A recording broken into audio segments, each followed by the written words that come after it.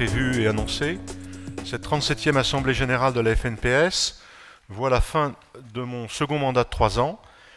Et c'est avec le sentiment du devoir accompli avec vous tous, avec vous les membres du bureau, les présidents de syndicats, les présidents de commission, les membres du comité directeur, les adhérents et bien évidemment avec tous nos permanents, que je quitte la présidence de notre fédération. Vous le savez, j'ai toujours attaché beaucoup d'attention et d'importance à la nécessité de présenter la presse d'information spécialisée comme une presse spécifique et engagée, de manière à mieux défendre nos droits dans le paysage de la presse française tout entière. La mise au point, rappelez-vous, d'un nouveau logo il y a 4 ans, associé à une baseline, comme on dit, qui illustre clairement notre mission, l'accès à la formation, au savoir et à l'innovation, fait partie de la communication que nous avons développée depuis plusieurs années. La refonte du site internet, qui est maintenant plus complet, plus réactif et réellement multimédia, les lettres de lobbying comme Rue de Rome, à destination des parlementaires et des relais d'opinion, mais aussi les invitations lancées à chaque fois aux acteurs du monde politique, culturel et économique lors des assemblées générales, lors des comités directeurs, lors des conseils d'administration de vos syndicats ou des réunions de bureau. Bref, tous ces liens tissés avec l'aide de chacun d'entre vous nous ont permis, je pense, de faire entendre nos craintes, mais surtout nos propositions, dans un contexte syndical déstructuré depuis la disparition de la FNPF, disparition, comme vous le savez, que nous regrettons. De la même manière, le lancement d'une campagne de promotion de la presse spécialisée et professionnelle, il y a tout juste 1 an, est reprise par près de 200 de nos publications, à travers 3 messages spécifiques au secteur d'activité couvert par vos publications, visait à valoriser notre forme de presse, réaffirmer notre place et notre rôle au sein de la presse française, tant vis-à-vis de nos lecteurs que des pouvoirs publics. Tous ces efforts n'auront pas été vains, du moins je le pense.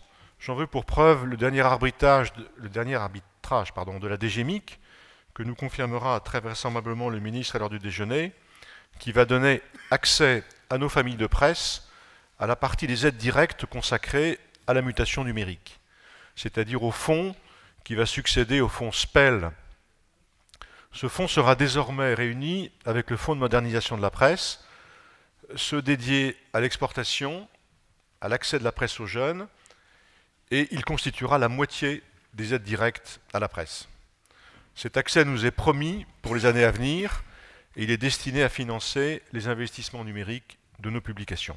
Si les 12 derniers mois ont vu le contexte économique s'améliorer légèrement pour notre secteur, nos formes de presse comptent encore parmi les moins favorisées, avec un recul de 4% des investissements publicitaires, alors que pour l'ensemble des journaux et des magazines, ces investissements se stabilisent.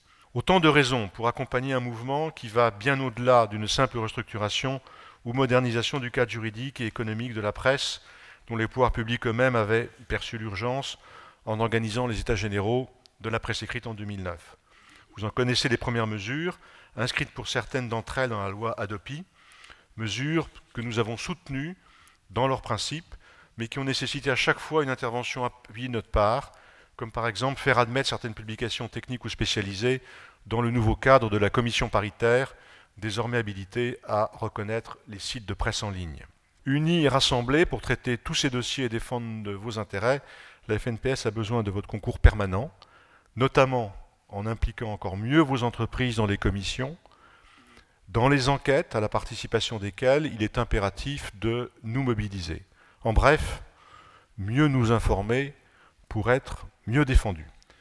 Je voudrais juste aussi en conclusion vous dire que au moment de quitter la présidence de cette fédération, je mesure à quel point la force tient dans la qualité et la quantité de ses adhérents, mais également dans le travail et l'expertise des élus et des permanents. Et j'ai été fier et honoré de présider pendant 6 ans la FNPS. Je voudrais d'ailleurs en profiter aussi pour rappeler, parce que c'est à mon avis assez unique dans l'histoire de cette fédération, que plus de la moitié des présidents de syndicats ont changé depuis moins d'1 an. Et c'est donc avec une équipe renouvelée, mais les anciens, rassure-toi Christian, sont là pour continuer à aider, que la fédération va continuer à travailler. Et en tout cas, sachez que j'ai fait ça avec beaucoup de plaisir. Christian, et vous tous pouvez encore compter sur moi en cas de besoin. Merci beaucoup. Depuis 6 ans, vous pouvez mesurer la tâche immense et le dévouement dont Jacques a fait preuve pour notre cause commune, pour défendre nos formes de presse qui ne sont pas toujours effectivement reconnues à leur juste valeur. Il a fallu se battre et je crois que c'est pour nous un énorme avantage aujourd'hui pour avoir une visibilité sur nos tarifs postaux. Certes, ils augmentent, mais on sait jusqu'en 2015 à quoi s'en tenir, ce qui est déjà pas mal, indépendamment bien sûr du taux d'inflation que personne ne maîtrise. Mais je crois que ça, nous le devons à Jacques aussi, qui, après avoir connu les premières négociations postales du temps de M. Paul, après celle avec M. Schwartz, et ça n'était pas facile, a pu quand même faire reconnaître que nos formes de presse devaient bénéficier de tarifs postaux compatibles avec leur modèle économique. Il y a eu les fameux états généraux de la presse, où là encore, il n'a pas été facile de faire entendre notre voix face à l'ensemble et à la multiplicité de tous les participants.